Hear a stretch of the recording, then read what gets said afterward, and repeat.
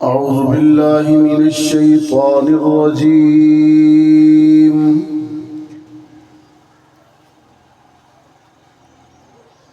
بسم الله الرحمن الرحيم.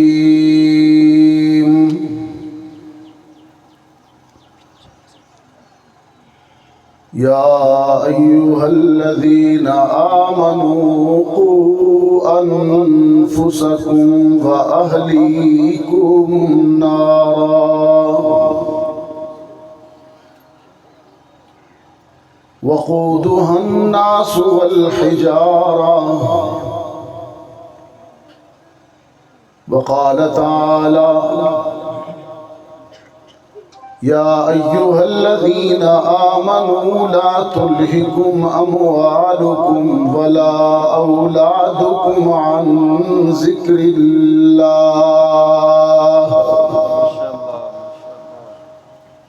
ومن يفعل ذلك فأولئك هم الخاسرون. وقال تعالى: من عمل صالحا من ذكر أو أنثى وهو مؤمن فلنحيينه حياة طيبة ولنجزينهم أجرهم بأحسن ما كانوا يعملون. صدق الله العظیم. ہر ابتدا سے پہلے ہر انتہا کے بعد ذات نبی بلند ہے ذات خدا کے بعد. دنیا میں احترام کے قابل ہیں جتنے لوگ، میں سب کو مانتا ہوں مگر مصطفیٰ کے بعد. اللہم صلی علی محمد وعلی آل محمد کما صلیت علی ابراہیم وعلى آل إبراهيم إنك حميد مجيد. اللهم بارك على محمد وعلى آل محمد كما باركت على إبراهيم وعلى آل إبراهيم إنك حميد مجيد. انتہائی قابل احترام میری بیٹیوں، ماں اور بہنوں، آج 9 جون 2024 ہم یہاں مدرسہ تعلیم القرآن للبنات علی سوجل راولہ کوٹ میں اس مدرسہ میں برادر مکرم حضرت مولانا عبدالعزیز صاحب کی دعوت پر اس ادارہ سے اپنا علمی سفر مکمل کرنے والی 5 خوش نصیب طالبات جن کا قرآن کریم مکمل ہوا، اور 2 اور میری بیٹیاں جنہوں نے اپنا علمی سفر مکمل کیا اور ابھی ان کی دوپٹہ پوشی ہوگی. سب سے پہلے تو میں اپنی ان بیٹیوں کو مبارکباد دیتا ہوں. اللہ تعالیٰ ان کو آئندہ زندگی میں مزید کامیابیاں نصیب فرمائے. اور پھر اس کے بعد میں ان کی استانیوں کو بھی اور ان کی ماؤں کو بھی، ان کے والدین کو بھی دل کی گہرائیوں سے مبارکباد دیتا ہوں کہ الحمدللہ اللہ نے ان گھروں میں قرآن کو روشن کر دیا. مرد پڑھتا ہے تو اس کا اثر زیادہ تر باہر ہوتا ہے، عورت پڑھتی ہے تو گھر کے اندر کا نقشہ بدل جاتا ہے۔ آج ہمارے معاشرے میں سب سے زیادہ بگاڑ گھر کے چار دیواری کے اندر ہے۔ چھوٹے چھوٹے مسائل کا پتہ نہیں ہوتا، ماں کی کیا ذمہ داریاں ہیں اس کا علم نہیں ہے۔ ہمیں یہ تو پتہ ہے کہ ماں کا کیا مقام ہے، ماں کا کیا احترام ہے، لیکن بطور ماں ہمیں یہ نہیں پتہ کہ اولاد کے کیا حقوق ہیں، ان کی تربیت کیسے کرنا ہے۔ یہ دینی ادارے، ان میں دینی تعلیم حاصل کرنے والی بچیاں، اللہ تعالیٰ ان کو آئندہ زندگی میں کامیابیاں نصیب کرے۔ وہ آئندہ ہماری قوم کا روشن مستقبل ہے۔ اگر یہ مستقبل دیندار ہو تو آئندہ زمانہ سارا ہی الحمدللہ روشن ہوگا اور مہذب ہوگا۔ کہتے ہیں ماں کی گود پہلی درسگاہ ہے، اور اگر ماں ہی تعلیم یافتہ ہو، دینی علوم سے آراستہ ہو تو قومیں کتنی سنور جائیں گی۔ کسی دانشور نے کہا تھا، مجھے ایک اچھی ماں دے دو، میں تمہیں ایک اچھی قوم دے دوں گا۔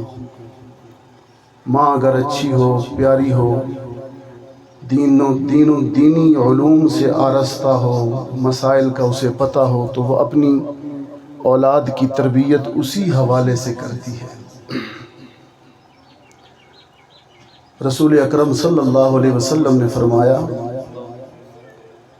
کہ عورت دو چار کام ہیں وہ کر لے دینی حوالے سے تو میں محمد اپنی نبوت والی زبان سے اس عورت کو جنت کی خوشخبری دیتا ہوں۔ سب سے پہلا کام جو کرنا ہے وہ یہ ہے کہ 5 وقت کی نماز پڑھے، صلت خمسہا، 5 وقت کی نماز نہ چھوڑی جائے۔ اور دوسرے نمبر پر فرمایا رمضان شریف کے 1 ماہ کے روزے رکھ لے۔ اور تیسرے نمبر پر فرمایا پردہ کر کے اپنی آبرو کی حفاظت کرے، جیسے شریعت نے اس کو بتایا ہے وہ اسی طریقے سے زندگی گزارے۔ اور تیسرا کام اپنے والد کی یا اپنے خاوند کی فرما بردار رہے، اطاعت گزار رہے۔ تو حضور علیہ الصلوۃ والسلام نے فرمایا جو بیٹی اس طرح زندگی گزارے گی میں محمد اس کو جنت کی بشارت دیتا ہوں۔ میری بیٹیوں، آج کی اس گفتگو میں آپ کے سامنے بطور مثال چند عورتوں کا ذکر کرتا ہوں۔ عام طور پر ہم سمجھتے ہیں کہ شاید نمازیں پڑھنا، دینی کام کرنا یہ مردوں کا کام ہے۔ عورتیں سمجھتی ہیں کہ ہم نے بس سہولت سے آرام سے رہنا ہے، ہماری کوئی ذمہ داری نہیں ہے۔ ایسا ہرگز نہیں ہے۔ جتنے معاملات اور جتنے فضائل مردوں کے لیے دینی شعبے میں ہیں، اتنی ہی مواقع اور اتنی ہی رفعتیں اور بلندیاں اور اتنی ہی عظمتیں اللہ نے عورت کے لیے بھی رکھی ہیں۔ ابھی میں نے جو آیت پڑھی اس کا ترجمہ کرتا ہوں، من عمل صالحا من ذکر او انثی، کہ جو بھی عمل صالح کرے، خواہ مذکر ہو خواہ مؤنث ہو، یعنی عورت ہو یا مرد ہو، اچھا اور نیک کام جو بھی کرے، اللہ فرماتا ہے کہ میں اسے 2 انعام دیتا ہوں۔ فَلَنُحْيِيَنَّهُ حَيَاةً طَيِّبَةً، جو عمل صالح کرتا ہے اسے پہلا انعام یہ ملتا ہے کہ اسے عزت والی پاکیزہ زندگی ملتی ہے۔ تو میری بیٹیوں، یہ کتنا بڑا وعدہ ہے، اللہ وعدہ کر رہا ہے۔ ہم سے ابو وعدہ کرے تو ہمیں یقین ہوتا ہے کہ ابو نے وعدہ کیا، بھائی نے وعدہ کیا ہے، آپ سے آپ کا رب وعدہ کر رہا ہے۔ تو کتنا یقین ہونا چاہیے. رب کا وعدہ یہ ہے من عمل صالحا، جو کوئی اچھا کام کرے گا، نیک کام کرے گا، دین پر چلے گا، فَلَنُحْيِيَنَّهُ حَيَاةً طَيِّبَةً، سب سے پہلا میں وعدہ کرتا ہوں، اللہ کہتے ہیں کہ میں اسے عزت والی پاکیزہ زندگی دوں گا. آج ہمارے گھروں میں میری بیٹیوں بہنوں کتنی ٹینشن ہے. آج آپ اپنے معاشرے پر نگاہ ڈالیں، طلاق کی شرح کتنی بڑھ گئی ہے. اللہ محفوظ رکھے. کشمیر کا علاقہ تو الحمدللہ ٹھیک ہے، اچھا ہے. شہروں میں بہت بری حالت ہے. نکاح ہوتا ہے، میاں بیوی کی بنتی نہیں ہے، چند دن بعد طلاق ہو جاتی. عورتیں شکوہ کرتی ہیں، ٹینشن میں ہیں. حالات ایسے بن گئے ہیں، ہر گھر میں بے چینی ہے، بے سکونی ہے. اماں ہے بیچاری، وہ پریشان رہتی ہے بچوں کی وجہ سے، مریض ہو گئی ہے، گولیاں کھاتی ہے، نیند نہیں آتی. وہ کیوں پریشان ہے؟ اولاد کی وجہ سے پریشان ہے. تو یہ ساری بے چینیاں، پریشانیاں، یہ ساری جو ہمارے معاشرے میں اس وقت چل رہی ہیں، وہ عمل صالح نہ ہونے کی وجہ سے ہے. کیونکہ پرسکون زندگی کا جو وعدہ ہے فَلَنُحْيِيَنَّهُ حَيَاةً طَيِّبَةً، فَلَنُحْيِيَنَّهُ حَيَاةً طَيِّبَةً، اللہ فرماتے ہیں کہ پرسکون زندگی، پرسکون زندگی، ٹینشن سے پاک، اضطراب اور بے چینی سے پاک زندگی اسے ملے گی جو عمل صالح کرے گا، جو دین پر چلے گا. اور اگر دین چھوڑو گے، آج ہمارے حالات گھروں میں، چلو باہر کی میں بات نہیں کرتا ہوں، گھر کے اندر کی بات کرتا ہوں. ساس اور بہو لڑ رہی ہے، ماں اور بیٹی کا اختلاف ہے، بہن اور بہن کا آپس میں اختلاف ہے. اس کی کیا وجہ ہے؟ ساس کہتی ہے یہ کام میں نے نہیں کرنا، بہو نے کرنا ہے. بہو کہتی ہے یہ کام میں نے نہیں کرنا، اس نے کرنا ہے. ایک بہن کہتی ہے وہ فلاں نے میرے ساتھ یہ کیا. یہ ساری جو ہماری پریشانیاں ہیں، ہمارے دلوں میں دنیا کی محبت بہت زیادہ ہے، دنیا کی محبت بہت زیادہ ہے، اللہ کی اور اس کے رسول کی محبت کم ہے، اور عمل صالح نہیں ہے. قرآن پاک کی تلاوت نہیں کرتی. صبح اٹھیں، آپ صبح نماز فجر ٹائم پر، وقت پر ادا کریں، پھر اس کے بعد سورہ یاسین پڑھیں. حضور علیہ الصلاۃ والسلام نے فرمایا میں وعدہ کرتا ہوں کہ میری جو بیٹی، جو بچی، جو بچہ، جو لڑکا نماز فجر پڑھے اور اس کے بعد سورہ یاسین کی تلاوت کرے، میں محمد اللہ کی طرف سے گارنٹی دیتا ہوں کہ جو سورہ یاسین کی تلاوت سے اپنے دن کا آغاز کرے گا، میں اس کے سارے دن میں برکتیں ڈال دوں گا. تو ہمارا جو دن گزرتا ہے لڑتے ہوئے گزر جاتا ہے. کچن میں برتن پڑے ہوئے ہیں، دھلے ہوئے نہیں ہیں، لڑائی ہو رہی ہے. گھر صاف نہیں ہے، دھلا ہوا نہیں ہے، لڑائی ہو رہی ہے. اور یہ سارے معاملات کیوں ہے؟ اللہ کی رسول کی محبت نہیں ہے دل میں، ایک دوسرے کا احترام نہیں ہے، ایک دوسرے کا خیال نہیں ہے. ماں کا کیا مقام ہے، ساس کا کیا مقام ہے، بہن کا کیا مقام ہے، یہ ساری باتیں شریعت نے ہمیں بتا دی ہیں. سب کے اللہ تعالیٰ نے حقوق بتا دی. آج دین سے دوری کی وجہ سے ہمارے گھروں میں بے چینیاں ہیں، اضطراب ہے. اللہ کے حکموں کے سامنے بالکل سر جھکا دیں، میرے رب کا حکم ہے بس. جب اس طریقے سے آپ زندگی گزاریں گی تو آپ کے گھروں میں سکون اور راحتیں آ جائیں گی. ایک عورت کی کہانی سناتا ہوں،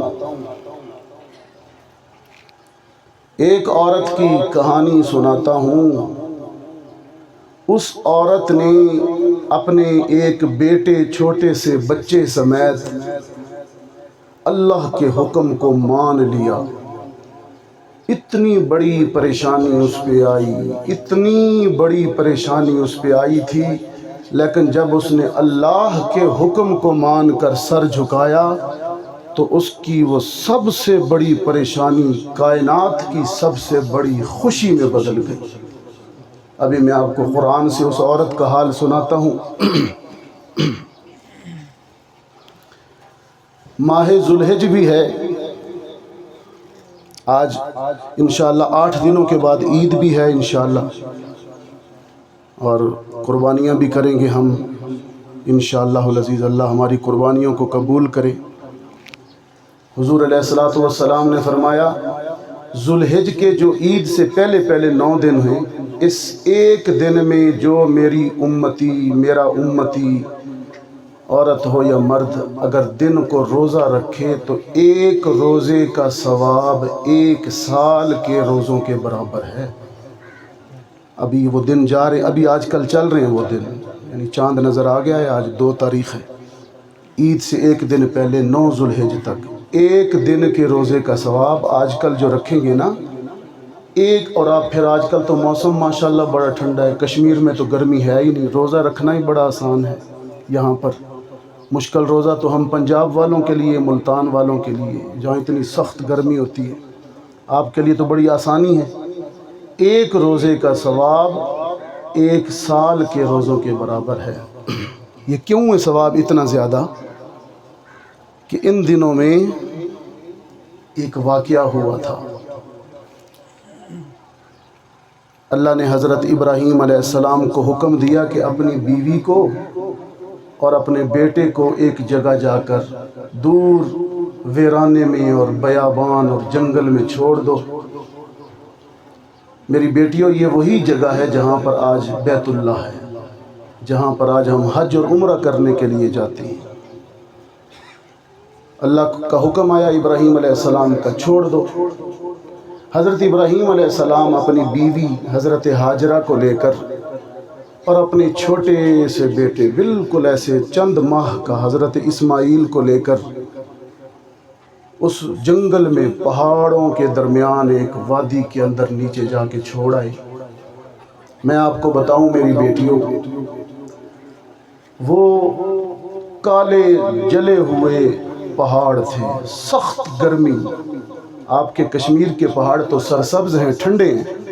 मक्कतुल मुकर्रमा में जो पहाड़ हैं उस पर ज़रा भी सब्ज़ा नहीं है, कोई साया नहीं, कोई पानी नहीं, कोई चश्मा नहीं, कुछ भी नहीं, जले हुए पुरहैबत खौफनाक पहाड़। आप ज़रा तसव्वुर करें, और एक औरत और उसका एक छोटा सा बच्चा। इब्राहीम को हुक्म हुआ इनको छोड़कर वापस आ जाए। उस माहौल की मंजर कशी हमारे बर्रे सगीर के एक शायर ने बड़े अजीब अंदाज में की कि जिस वादी में हाजरा और इस्माईल को छोड़ा, उस वादी का आलम ये था कि ये वादी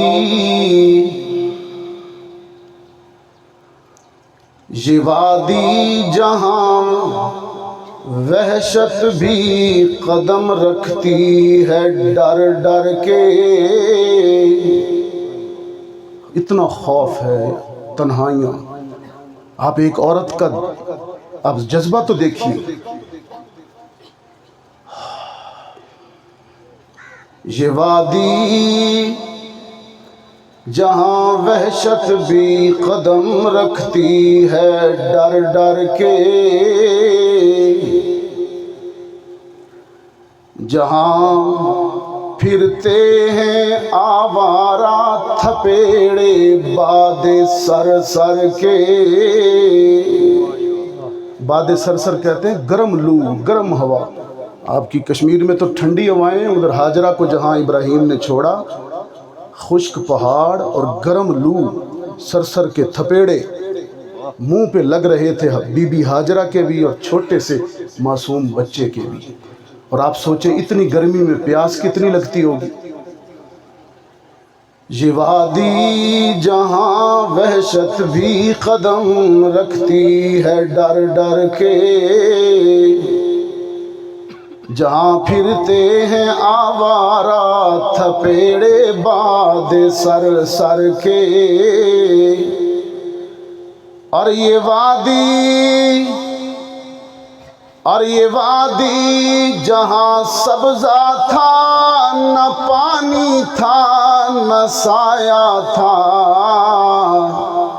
اسے آباد کرنے کو ابراہیم آیا تھا،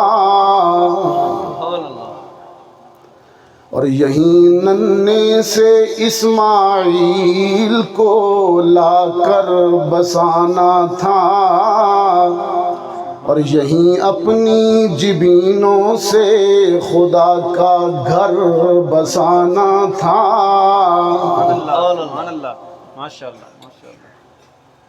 خدا کا قافلہ، خدا کا قافلہ جو مشتمل تھا 3 جانوں پر، خوفناک پہاڑیں، آگ برساتا ہوا گرم سورج ہے، اور 3 جانیں جا رہی ہیں۔ ایک باپ ابراہیم ہے، ماں ہاجرہ ہے، اور ننھا اسماعیل ہے۔ خدا کا قافلہ جو مشتمل تھا 3 جانوں پر،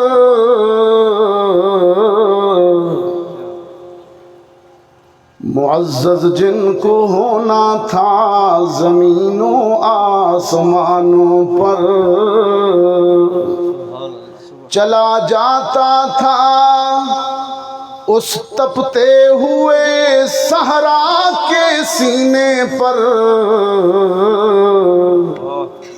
تپتے صحرا میں جا رہے ہیں، تپتے صحرا میں، پیاس کی شدت سے حلق میں کانٹے چبھ رہے تھے۔ چلا جاتا تھا اس تپتے ہوئے صحرا کے سینے پر، جہاں دیتا ہے انسان موت کو ترجیح جینے پر۔ ہاں، ابراہیم نے ہاجرہ کو بٹھایا، اسماعیل کو بٹھایا، اور خاموشی سے واپس پلٹ آئے۔ ہاجرہ کہتی ہے اسماعیل کے ابا، لوگ تو اپنے بچوں کو گھروں میں تنہا نہیں چھوڑتے، تم ہمیں ویرانے میں کہاں چھوڑ کے جا رہے ہو؟ سیدنا ابراہیم خلیل فرماتے ہیں یہ اللہ کا حکم ہے، یہ اللہ کا حکم ہے۔ جناب ہاجرہ نے جب یہ سنا کہ یہ اللہ کا حکم ہے، تو خدا کی اس وفادار بندی نے کہا کہ ابراہیم، اگر رب نے حکم دیا ہے تو پھر آپ بے فکر ہو کر جائیے، مجھے یقین ہے کہ میرا رب مجھے کبھی بھی ضائع نہیں کرے گا۔ یہ ہے ہاجرہ۔ میں نے آپ کو اس کا قصہ اس لیے سنایا میری بیٹیوں، یہ ہاجرہ ہے۔ صحرا تپ رہا تھا، اور جناب ہاجرہ نے اپنے لخت جگر اسماعیل کو لٹایا۔ تھوڑی دیر گزری، اسماعیل پیاس کی شدت سے تڑپنے لگا، ایڑیاں رگڑنے لگا، اور ماں تو پھر ماں ہوتی ہے،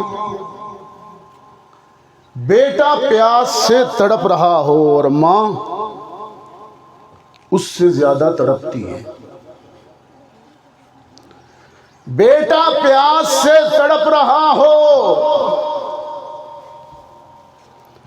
میری بیٹیوں، بیٹا پیاس سے تڑپ رہا ہو تو ماں اس سے زیادہ تڑپتی ہے۔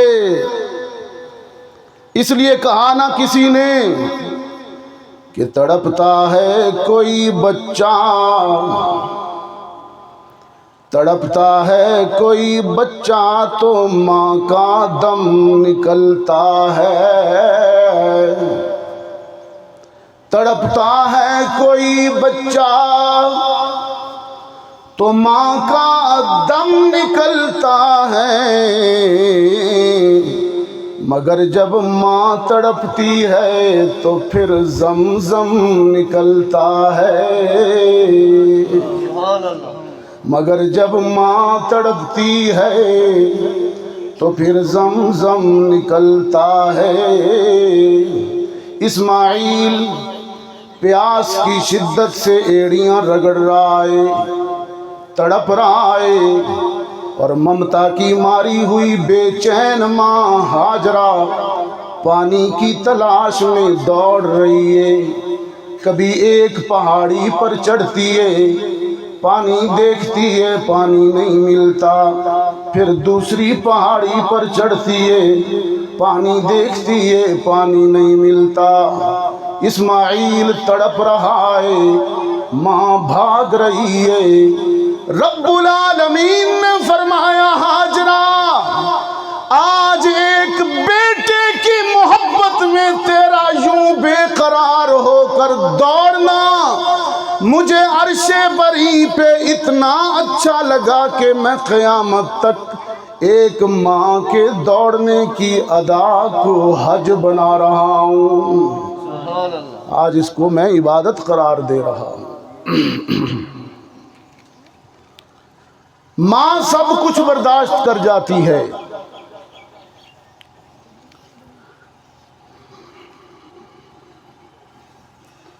ماں سب کچھ برداشت کر جاتی ہے، لیکن اولاد کا دکھ برداشت نہیں کرتی۔ اس لیے سرکار دو عالم صلی اللہ علیہ وسلم نے ماں کا دل دکھانے سے بڑی سختی سے منع فرمایا۔ ایک مقام پر ایک حدیث ہے، آپ صلی اللہ علیہ وسلم نے فرمایا رغم انفہ ثم رغم انفہ، ثم ماں کا دل دکھایا یا بوڑھے باپ کا دل دکھایا، اس کی تو جنت جہنم میں بدل گئی۔ میں تو اس حدیث کو میری بیٹیوں کبھی کبھی شاعرانہ انداز میں بھی بیان کیا کرتا ہوں کہ ایک دن جبریل سے کہنے لگے شاہ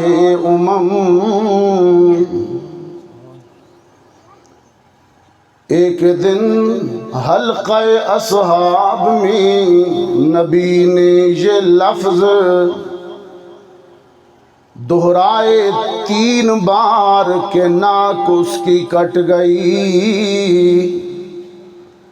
اصحاب نے یہ عرض کی کہ وہ بدبخت کون ہے، توقیر جس کی حضرت باری میں گھٹ گئی۔ ماں باپ کا بڑھاپے میں جس کو نہیں خیال، اس بد نصیب کی تو قسمت الٹ گئی۔ قرآن کریم یاد دلاتا ہے، ذرا یاد کرنا ہے نوجوان بیٹی، نوجوان بیٹے، ایک وہ زمانہ تھا جب تو نے جنم لیا تھا، تو چھوٹا تھا، تو چھوٹی تھی، تیرے والدین جوان تھے، قوی تھے، مضبوط تھے، تو چھوٹی تھی، تیری اماں بڑی تھی اور تجھ کو خون جگر دے کے پالا، تیری پرورش کی۔ اب تو بڑی ہو گئی ہے، جوان ہو گئی ہے، تجھے جنم دینے والی ماں بوڑھی ہو گئی ہے، بیمار ہو گئی ہے، ضعیف ہو گئی ہے۔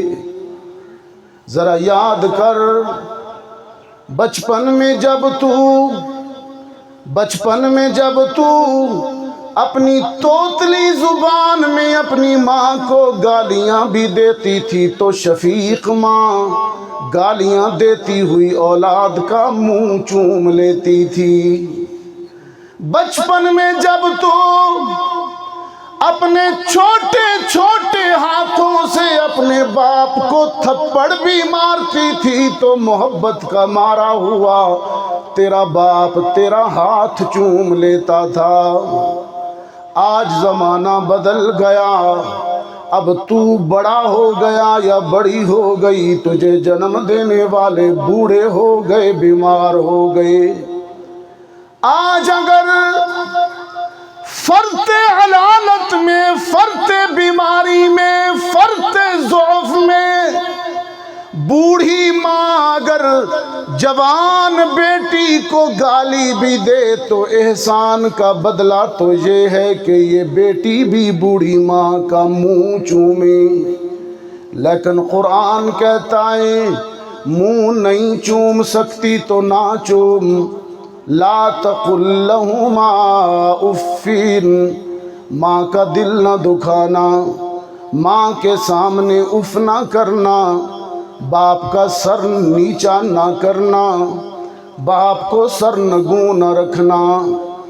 آج اگر بوڑھا باپ اپنا ہاتھ اپنے بیٹے کو مارنے کے لیے اٹھا دے تو احسان کا بدلہ یہ ہے کہ بیٹا بھی باپ کا ہاتھ چومے۔ لیکن قرآن کہتا ہے اگر بیٹا مارتے ہوئے بوڑھے باپ کا ہاتھ نہیں چوم سکتا تو نہ چومے۔ ولا تنہرہما، لیکن بوڑھے والدین کو جھڑکیاں نہ دینا، سرزنش نہ کرنا۔ اولاد کہتی ہے خداوندہ کیا کریں، یہ بوڑھے ہیں، کبھی کبھی ہمارے ساتھ زیادتی بھی کر جاتے ہیں۔ رب العالمین نے فرمایا اگر بوڑھے والدین کبھی اولاد کے ساتھ زیادتی بھی کر دیں تو اولاد کو چاہیے کہ ان بوڑھوں کا دل نہ دکھائیں، ان کو جواب نہ دیں، بلکہ تنہائی میں میرے حضور آ جایا کریں اور مجھ سے مانگا کریں رب ارحمہما کما ربیانی صغیرا، خداوندہ بچپنے میں یہ مجھ پر رحم کرتے رہے، آج بڑھاپے میں یہ خود حالت قابل رحم حالت کو پہنچ گئے، تو ان کی ضعیفی اور بڑھاپے پر رحمت فرما۔ ایک بیٹی بھی آئی تھی، ایک دوسری عورت کا قصہ سنا رہا ہوں، ہاجرہ کا قصہ تو ابھی میں چلاتا ہوں۔ ایک بیٹی آئی تھی اور وہ بیٹی بھی کوئی عام بیٹی نہیں ہے، وہ محمد عربی کی بیٹی تھی، سیدہ فاطمۃ الزہراء رضی اللہ تعالی۔ اور آئی وہ بیٹی اپنے باپ کے پاس اور آ کے کہتی ہے ابا جان، وہی بات جو میں پہلے آپ سے کر چکا ہوں، آج کل سارے معاملات عورتوں کے آپس میں کام پر ہیں جی، کام پر، وہ کرے وہ کرے وہ کرے، اور بے سکونی ہے گھروں میں۔ سیدہ فاطمہ نے کہا ابا جان میں اکیلی ہوں اور حسن اور حسین میرے دونوں بیٹے چھوٹے ہیں، معصوم ہیں، گود میں ہیں، گھر کا کام کرتی ہوں۔ اس زمانے میں آج کی میری بیٹی کو تو تھوڑا سا گھر کا کام کرنا مشکل لگتا ہے، اس زمانے میں سیدہ فاطمہ گندم سے چکی پر گندم بھی خود اپنے ہاتھ سے پیس کر آٹا بناتی تھی، اتنا سخت کام۔ ابے کی خدمت میں آئی، اور ابا بھی کوئی عام ابا نہیں، امام الانبیاء محمد عربی ہے صلی اللہ علیہ وسلم۔ سیدہ فاطمہ آ کے کہتی ہیں ابا جان یہ میرے ہاتھوں پر چھالے دیکھیے اور میری گردن پر رسیوں کے نشان دیکھیے کہ جب میں کنویں سے پانی کے ڈول کھینچتی ہوں تو رسی کو کندھے پر رکھ کر کھینچتی ہوں، جس کی وجہ سے میرے وجود پر رسیوں کے نشان بھی بن گئے ہیں، ہاتھوں پر چکی چلانے سے آبلے بنے ہیں۔ کوئی گھر کے کام کاج کے لیے مجھے ایک خادمہ، ایک نوکرانی یا ایک کنیز دے دیں ابا جان، آپ کے پاس مال غنیمت آیا ہے، آپ نے مدینے میں تقسیم کیا ہے، آپ مدینے کی ریاست کے سربراہ ہیں۔ ہاں، حضور علیہ الصلوۃ والسلام نے فرمایا بیٹی، سیدہ فاطمہ سے، بیٹی کنیز تو نہیں، خادمہ اور نوکرانی تو نہیں ہے میرے پاس تیرے لیے، وہ اس لیے کہ باقی لوگوں کو تو میں دیتا ہوں لیکن تجھے نہیں دیتا، اس لیے کہ ہم آل رسول ہیں، تو آل بیت ہے، محمد کی بیٹی ہے، خدیجہ کی بیٹی ہے، تیری ماں نے تو ساری دولت ٹھکرا کر میرے فقر والے صحن کو اپنایا۔ مکے کی اتنی بڑی مالدار عورت تھی اور تیری ماں شیب ابی طالب میں میرے ساتھ قید ہو کر پتے چباتی رہی تھی، اتنی سختیاں اس نے جھیلی، تو اسی ماں کی بیٹی ہے، تجھے میں کنیز تو نہیں دیتا، اس لیے کہ ہم آل محمد ہیں اور محمد انسانوں کو غلام بنانے نہیں آیا بلکہ انسانوں کو سربلند کرنے آیا ہے۔ تجھے میں کنیز تو نہیں دیتی، لیکن میں رسول اللہ صلی اللہ علیہ وسلم نے فرمایا فاطمہ میں تجھے ایک نسخہ بتا دیتا ہوں، اور وہ نسخہ اگر تو عمل کرے تو گھر کا کام کاج کرتے ہوئے کوئی تھکاوٹ بھی نہیں ہوگی اور تو بڑی پرسکون رہا کرے گی۔ حضور علیہ الصلوۃ والسلام نے سیدہ فاطمہ کو وہ تسبیح بتائی جو آپ پڑھتی ہیں، وہ تسبیح فاطمہ، وہ تسبیح فاطمہ، ہاں 33 مرتبہ سبحان اللہ، 33 مرتبہ الحمدللہ اور 34 مرتبہ اللہ اکبر۔ یہ جو صبح و شام اس کو کیا کریں میری ساری بیٹیاں، بہنیں، مائیں۔ یہ ایک عورت کی وجہ سے یہ نسخہ مردوں کو بھی مل گیا۔ ہم جب مرد عصر کی نماز پڑھتے ہیں یا فجر کی باجماعت نماز پڑھتے ہیں تو کچھ دیر کے لیے بیٹھ کر تسبیح کرتے ہیں، مردوں کا یہ سارا عمل لکھا جاتا ہے فاطمہ کے کھاتے میں، ایک عورت کے کھاتے۔ ہمیں تو تسبیح بھی ایک عورت دے گئی مردوں کو۔ اور باپ نے کہا محمد عربی نے بیٹی جب چکی چلایا کرو، آٹا پیسا کرو تو ایسا کیا کرو قرآن پڑھتی رہا کرو، تمہیں کوئی تھکاوٹ نہیں ہوگی۔ اب حدیث پاک میں آتا ہے کبھی کبھی سیدہ فاطمۃ الزہرا چکی چلاتے ہوئے اپنے بابا کی، اپنے ابو کی ہدایت کے مطابق قرآن پڑھتی ہیں اور سورہ تکویر پڑھتی تھیں۔ میں پڑھتا ہوں، سیدہ فاطمۃ الزہرا رضی اللہ تعالی عنہا پڑھتی ہیں اذا الشمس كورت وَإِذَا النُّجُومُ انكدرت وَإِذَا الْجِبَالُ سُيِّرَتْ وَإِذَا الْعِشَارُ عُطِّلَتْ وَإِذَا الْوُحُوشُ حُشِرَتْ وَإِذَا الْبِحَارُ سُجِّرَتْ وَإِذَا النُّفُوسُ زُوِّجَتْ وَإِذَا الْمَوْءُودَةُ سُئِلَتْ بِأَيِّ ذَنبٍ قُتِلَتْ وَإِذَا الصُّحُفُ نُشِرَتْ وَإِذَا السَّمَاءُ كُشِطَتْ وَإِذَا الْجَحِيمُ سُعِّرَتْ وَإِذَا الْجَنَّةُ أُزْلِفَتْ عَلِمَتْ نَفْسٌ مَّا أَحْضَرَتْ۔ سیدہ فاطمۃ الزہرا رضی اللہ تعالی عنہا گھر کا کام کاج کرتے ہوئے قرآن کریم پڑھتی ہیں، چکی بھی چلاتی ہیں، قرآن بھی پڑھتی ہیں۔ اور عجیب بات یہ ہے میری بیٹیوں، فاطمہ کے ہاتھ چکی چلاتے ہیں اور فاطمہ کے لب قرآن پڑھتے ہیں، اور فاطمہ کی گود میں حضرت حسین اپنی ماں کی زبان سے قرآن سنتے ہیں۔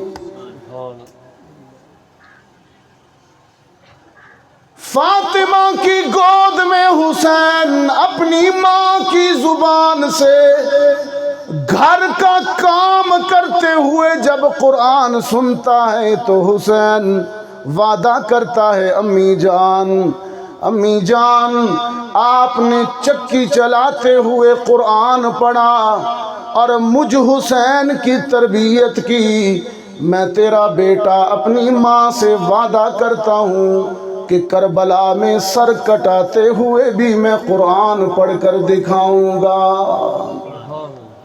تو جب مائیں فاطمۃ الزہرا جیسی باحیا ہوتی ہیں تو بیٹے حضرت حسین جیسے ہوتے ہیں، اور اگر ماں ہی کانوں میں ہینڈ فری لگا کر اور گانے سنتے ہوئے گھر کے کام کرے گی تو بیٹے پھر مائیکل جیکسن ہوں گے، وہ کوئی دیندار نہیں ہوں گے۔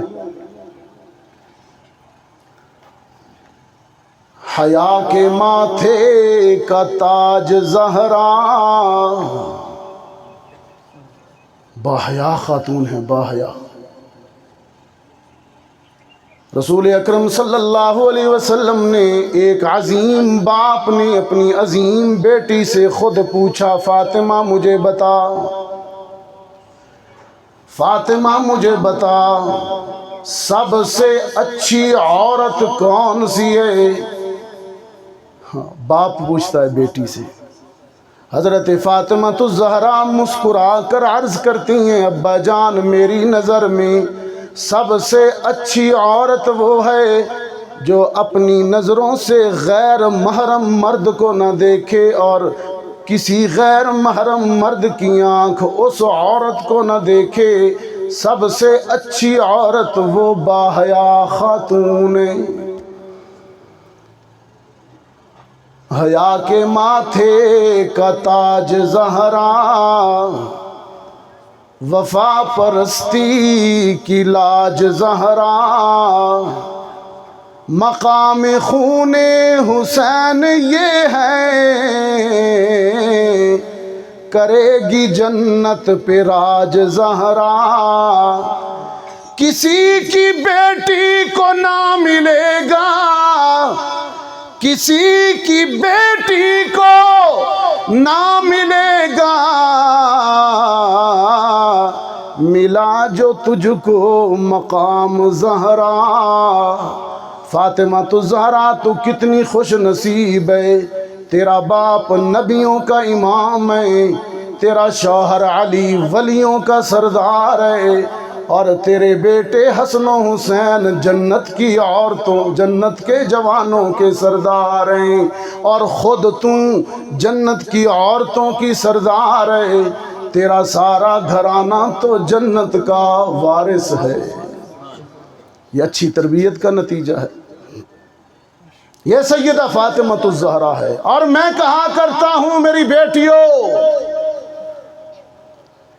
اسلام میں چند اعزازات ایسے ہیں، چند کمالات ایسے ہیں جو صرف عورتوں کو حاصل ہیں، مردوں کو نہیں ملے۔ میری تاریخ میں اسلام میں چند اعزازات ایسے ہیں جو صرف عورتوں کو ملے ہیں۔ اسلام کے لیے سب سے پہلے جان دے کر شہید ہونے والی ایک عورت ہے، مرد نہیں ہے۔ اسلام کے لیے سب سے پہلے اپنے لہو کا نذرانہ پیش کرنے والی ایک عورت ہے، وہ بوڑھی حضرت سمیہ، بوڑھی مکی دور میں رسول اللہ پر ایمان لے آئی، لا الہ الا اللہ پڑھ لیا۔ اس وقت کافروں کی حکومت تھی، ابو جہل نے ہاتھ میں نیزہ اٹھایا، اور بوڑھی سمیہ یہ ان کی خادمہ بھی تھی، غلام بھی تھی۔ ابو جہل نے نیزہ برچھی ہاتھ میں پکڑی اور بوڑھی سمیہ کے پاس آیا اور آ کر کہنے لگا، بول بوڑھی، کلمہ چھوڑتی ہے، محمد کا دامن چھوڑتی ہے، یا یہ نیزہ اور تیر تیرے بوڑھے وجود میں اتاروں، تجھے ماروں؟ بول، جان بچائے گی یا ایمان؟ میری بیٹیوں دیکھو کیسی بوڑھی ہے، کیسی عورت ہے۔ حضرت سمیہ رضی اللہ تعالیٰ عنہ مضبوط لہجے میں، بغیر خوف کے مضبوط لہجے میں ابو جہل کو جواب دیتی ہے، ابو جہل یہ تو میری بوڑھی کی ایک جان ہے، اسے بچا کر کیا کروں گی؟ اگر اللہ مجھے قیامت تک زندگیاں دیتا چلا جائے تو میں ہر زندگی محمد پہ قربان کرتی چلی جاؤں۔ تو یہ حضرت سمیہ رضی اللہ تعالیٰ، ابو جہل نے یہ سنا تو غصے میں آ گیا، ابو جہل نے یہ سنا تو غصے میں آ گیا، اور وہ نیزہ حضرت سمیہ کے پیکر میں اتار دیا، خون کا فوارہ ابلا، اور یہ پہلی اسلام میں شہیدہ تھی جس نے اسلام کے لیے اپنی جان کا نذرانہ پیش کیا۔ تو اسلام میں سب سے پہلے شہادت کا اعزاز عورت نے پایا ہے، مرد نے نہیں پایا۔ اور یہ کشمیر تو ویسے ہی غازیوں کی دھرتی ہے، یہ تو مجاہدین کی دھرتی ہے، مجاہدات کی دھرتی ہے۔ اسلام کے لیے سب سے پہلے جان ایک عورت نے دی۔ اور میں آپ کو میری بیٹیوں یہ بھی بتاتا چلوں، ایک اور اعزاز بھی ہے جو صرف عورتوں کو ملا ہے، مردوں کو نہیں ملا، اور وہ اعزاز یہ ہے کہ اسلام، ہاں، سب سے پہلے اسلام قبول کرنے والی بھی ایک عورت ہے۔ سب سے پہلے اسلام کسی مرد نے قبول نہیں کیا۔ حضرت ابوبکر صدیق کا نمبر بعد میں ہے، اگرچہ وہ ہے پہلا، لیکن سیدہ خدیجہ کے بعد ہے، وہ مردوں میں پہلا ہے۔ اگر جنڈر کی تقسیم ختم کر دی جائے، میل فیمیل کی، تو سب سے پہلا اسلام قبول کرنے کا اعزاز خدیجہ کو جاتا ہے، ایک عورت کو جاتا ہے۔ سب سے پہلے اسلام قبول کرنے والی ایک عورت ہے، سب سے پہلے اسلام کے لیے جان دینے والی بھی ایک عورت ہے۔ یہ تو اعزازات اللہ نے عورتوں کو، جو دینی جذبات اللہ نے عورتوں کو عطا کیے ہیں وہ مردوں میں تو بہت کم ہیں، اور یہ عورتوں کے ہی دینی حوالے سے جذبات ہوتے ہیں جو اپنے مردوں کو جہاد کے لیے ابھارتی ہیں۔ ایک عورت تھی رسول اللہ کے دور میں، اس کا بیٹا شہید ہو گیا، اور بڑی مظلومانہ شہادت تھی اس کے بیٹے کی۔ رسول اللہ صلی اللہ علیہ وسلم نے صحابہ سے فرمایا، جاؤ اس عورت کے ساتھ تعزیت کر کے آؤ، وفد بنا کے چلے جاؤ، بوڑھی عورت ہے بیچاری، بیٹا اس کا شہید ہو گیا، جا کے اس کو حوصلہ دو، دلاسا دو۔ تو میری بیٹیوں، پتہ ہے وہ عورت جواب میں کیا کہتی ہے؟ وہ عورت کہتی ہے، تعزیت کے لیے اور افسوس کے لیے آنے والوں کو کہتی ہے کہ مجھ سے تعزیت نہ کرو،